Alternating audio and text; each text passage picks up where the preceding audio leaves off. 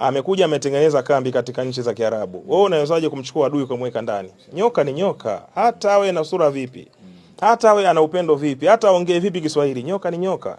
Kwa kitendo cha kuwachukua Marekani na kuweka katika kambi zenu katika nchi za Kiarabu, Waarabu Waislamu wanakaulia wanasema al-Islam kun Islam, Muislamu ndugu yake Muislamu, al-Islamu dinul haq, na Uislamu ndio dini ya haki. Sasa inakuwaje wewe umchukue mtu ambaye sio Muislamu na ni adui wa milele unakuja kumweka chini pale?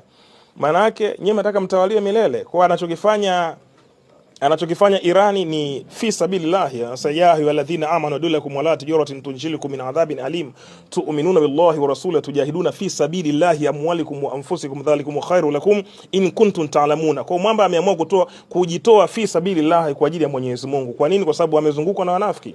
Wewe kama ni ndugu yangu huwezi kuwa tayari kumchukua adui kumweka nyumbani kwako, kwa sababu huyo adui ni adui yangu mimi. Wewe kama ni mwanangu, mimi ni kifa kiafisa tunasema mtoto wako anatakuwa ni mlee mimi na mke wako anatakuwa ni mlee mimi. Hasa inakuaje adui yangu mimi unamweka nyumbani kwako? Kwa ndicho kinachotokea kwa Irani. Kwa Irani pale analipiza kisasi kwa kila mmoja aliyemficha adui, chochote kitakachotokea. Ukiangalia kuna wale watoto ambao wameuawa juzi kati, wale sio watoto, wale ni wana science.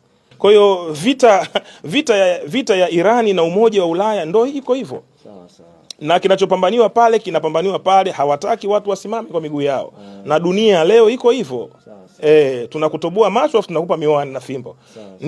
Ndicho kinachoendelea, kwa sababu mwisho wa siku utakuwa mtumwa mpaka lini? Irani imepigwa miaka mingi sana na imeona ndugu zake wakipigwa wakiuawa kama wanyama. Kwa hiyo walichokifanya ni kupambana usiku na mchana kutengeneza watu ambao watakuwa na uwezo mkubwa wa kisayansi kwa ajili ya kukomboa nini? Kwa ajili ya kuikomboa Irani.